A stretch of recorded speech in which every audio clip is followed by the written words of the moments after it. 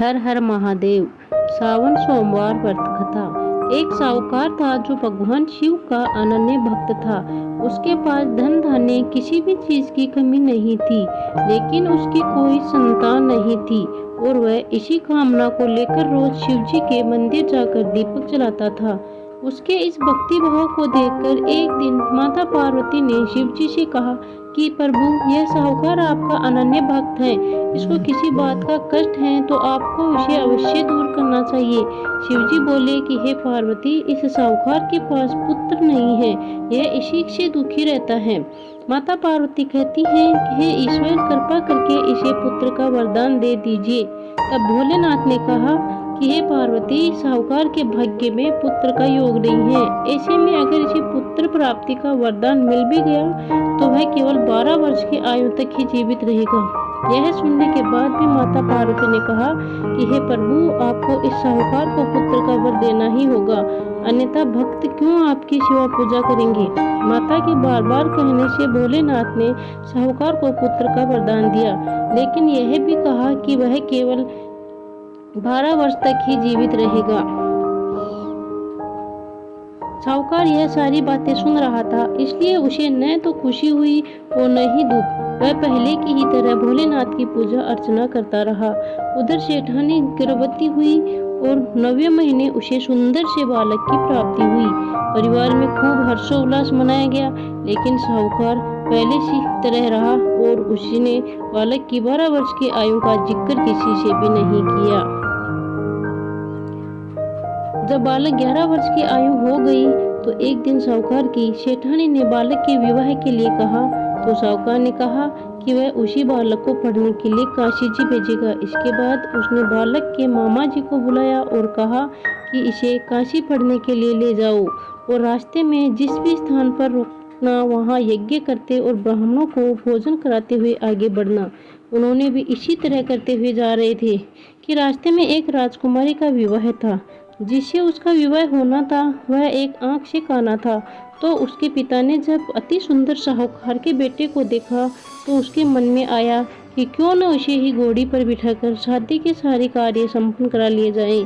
तो उन्होंने मामा से बात की और कहा कि इसके बदले में वह उसे अतः धन देंगे, तो वह भी राजी हो गए। इसके बाद साहूकार का बेटा विवाह की गद्दी पर बैठा और जब विवाह कार्य संपन्न हो जाने से पहले उसने राजकुमारी की चुंदरी के पल्ले पर लिखा कि तेरा विवाह तो मेरे साथ हुआ, लेकिन जिस राजकुमार के साथ भेजेंगे वह तो एक आंख का काना है।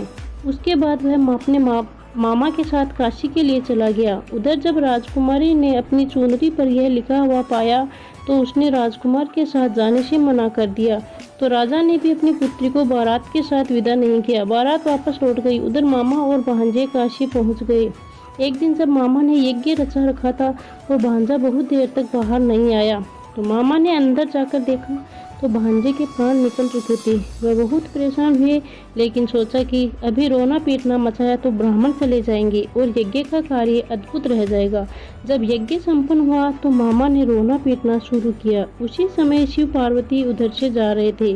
तो माता पार्वती ने शिवजी से पूछा, हे प्रभु, ये कौन रो रहा है। तभी उन्हें पता चलता है कि यह तो भोलेनाथ के आशीर्वाद से जन्मा साहूकार का पुत्र है। तब माता पार्वती कहती हैं कि हे स्वामी, इसे जीवित कर दे, अन्यथा रोते रोते इसके माता पिता के प्राण निकल जाएंगे। तब भोलेनाथ ने कहा कि हे पार्वती, इसकी आयु इतनी ही थी सो वह भोग चुका। लेकिन माँ के बार बार आग्रह करने पर भोलेनाथ ने उसे जीवित कर दिया। लड़का ओम नमः शिवाय करते हुए जी उठा और मामा भांजे दोनों ने ईश्वर को धन्यवाद दिया और अपने नगरी की ओर लौटे। रास्ते में वही नगर पड़ा और राजकुमारी ने उन्हें पहचान लिया। तब राजा ने राजकुमारी को साहूकार के बेटे के साथ बहुत सारे धन धान्य के साथ विदा किया। उधर साहूकार और उसकी पत्नी छत पर बैठे थे। उन्होंने यह प्रण कर रखा था कि यदि उसका पुत्र सकुशल न लौटा तो वह छत से कूदकर अपने प्राण देंगे। तभी लड़के के मामा ने आकर साहूकार के बेटे और बहू के आने का समाचार सुनाया, लेकिन वे नहीं माने। तो मामा ने शपथ पूर्वक कहा। तब तो दोनों को विश्वास हो गया और दोनों ने अपने बेटे बहू का स्वागत किया। उसी रात साहूकार को सौपन ने शिवजी ने दर्शन दिया और कहा कि तुम्हारे पूजन से मैं प्रसन्न हुआ। इसी प्रकार जो भी व्यक्ति इस कथा को पढ़ेगा या सुनेगा उसके समस्त दुख दूर हो जाएंगे और मनोवांछित सभी कामनाओं की पूर्ति होगी। अगर आपको यह कहानी या कथा अच्छी लगी तो कमेंट में हर हर महादेव जरूर लिखें।